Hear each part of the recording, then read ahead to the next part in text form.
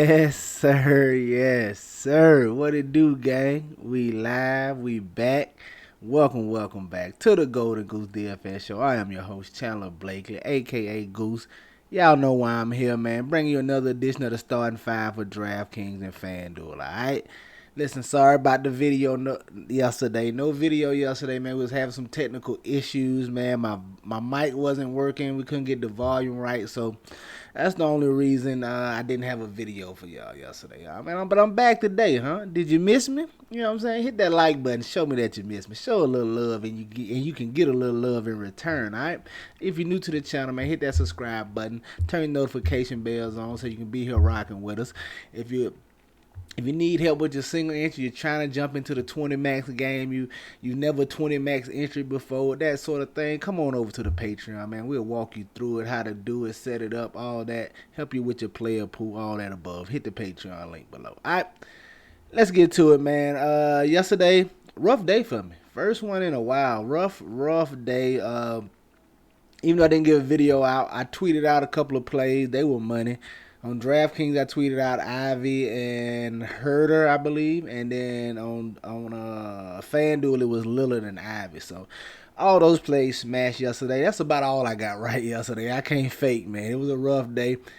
Hey, well, I ain't gonna say that's all I got right. We was on plays. We had the right plays. We just didn't have the right combinations, and that what makes DFS so tough. You can have the right plays, but are you gonna have them in the right combination that allow you to take some down or win some money? So combinations was off yesterday.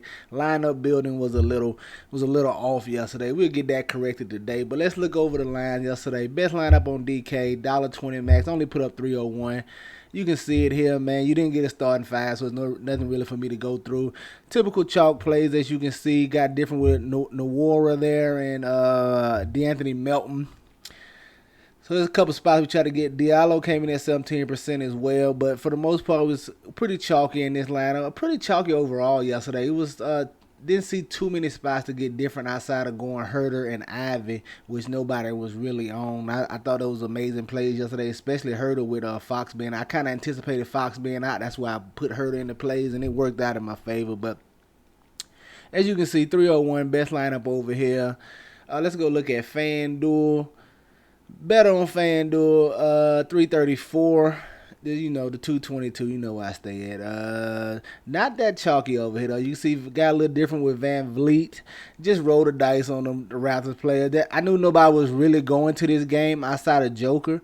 So I got some Van Vliet in this one. I got Jamal Murray in a couple spots just because everybody was avoiding this game. And it turned out to be a decent game for fantasy value-wise, but then I don't think it was nothing you really needed over there. Got Dame, of course, at 50% on 66. 32% J9 and 40 fantasy points over here. Got Diallo again. Brandon Ingram, of course, going to Sacramento. They got blew out. Hurt him there. Kevin Herter assisted in the blowout. Got him at 6% on. He dropped 52 for a monster performance over here on FanDuel, especially at his price tag yesterday. Went back to the Bagley train. And this was probably one of the only lines I had Bagley in. I was light on Bagley. Me trying to be a super genius, I went more to Wiseman because I figured he'd be lower on. Nobody really wanted to go to him, especially with him being questionable. And Bagley having a bigger game last time out, I figured everybody would go over there. So I tried to go Wiseman in more spots than Bagley. That didn't work out either. So this didn't work out there with those Detroit Pistons bigs if you went there yesterday. Got Jalen McDaniels as well at 23% on 30 fantasy points. And then I got the Mike Muscala once I saw him starting. Hopefully, I thought he could get hot and hit some threes here in this matchup. I thought he would be able to get more open looks from three, especially drawing Jared Allen out to the three-point line. I know he don't really want to step out there. I figured they could space the court a little better. Muscala was just okay. 21 fantasy points from him right here in this spot. All right. So that was my best That was my best lineup on FanDuel yesterday. Let's get to today's 8-game slate. Solid. You know, we waiting on a lot of injury news that's gonna make or break the slate. But right now, as we see it, we're assuming everybody that was out last time is out again. So that's why. Well, we know Ja Morant is out. So that's why you see at the top, Tyus Jones, 4,900. Listen, it's not point chasing. It's not one of them. Of course, we know he's not going to have 60 like he had last time out.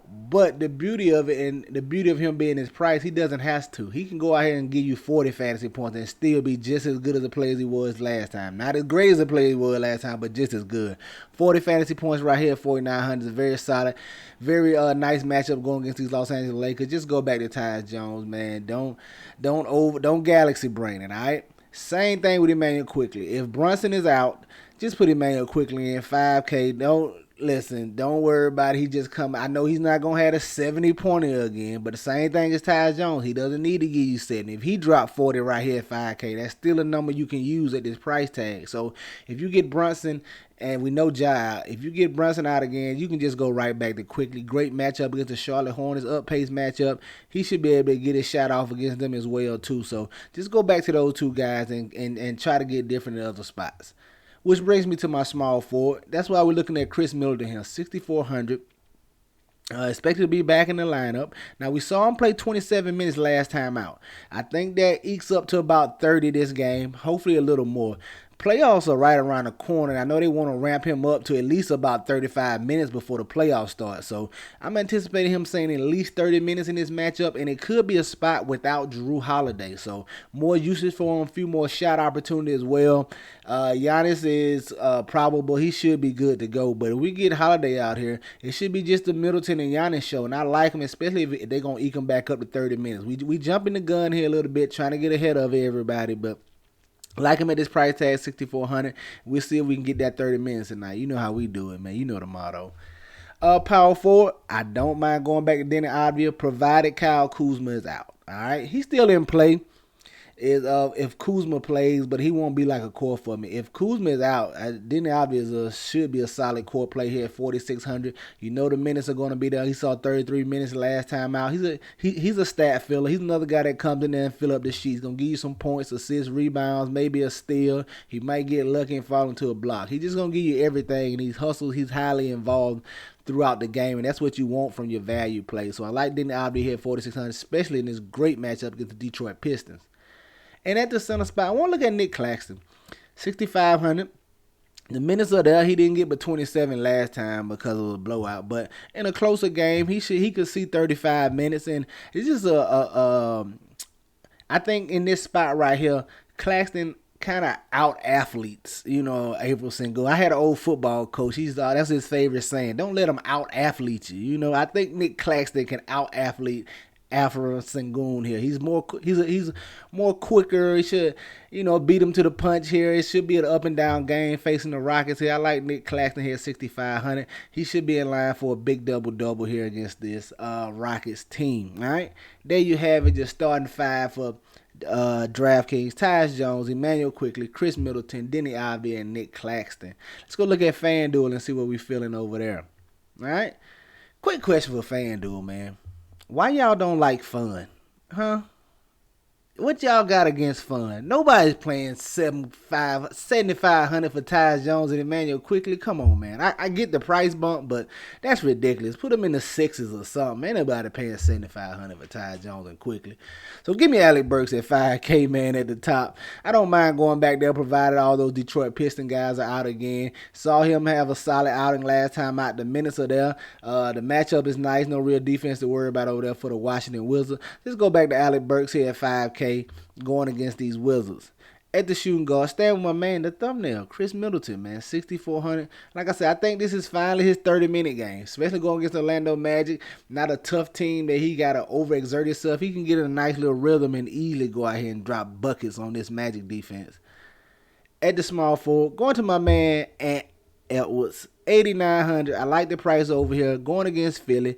Listen, I know he's been down a little bit, hasn't had that monster game or 55-point game, that type, but I think this is the spot you can see it in. They definitely going to need him here going against this Philadelphia 76ers team. That Conley Gobert pick and roll going to be decent, but it's not going to be enough to beat this Philly team. Ant-Man's going to have to turn on the offense here, and I think he can get it going in this spot. I'm looking for a big one from Anthony Edwards at 8,900, trying to be the first one to the party. At the power forward, I don't mind going right back to Mo Wagner, 4,400. Should he start if Wendell Carter Jr. is out again? I think he's a very solid option. Gives us a little mini run back the middle in here in case this game just so happens to be close or a shootout for some reason. We got that leverage baked in right here. But I like Morris Wagner at 4,400. Should be a double threat here in this spot. Not a big one, but a baby one. Maybe he can go out here and get us 13 points, maybe 10 boards on the head, and maybe a block or so. So I like Morris Wagner at 4,400 for a value here. And then at the center spot, man, staying with Anthony Davis, 11.5. It's going to be him or Embiid pretty much for me on FanDuel. I ain't going to play around with the centers tonight unless some amazing value pops up.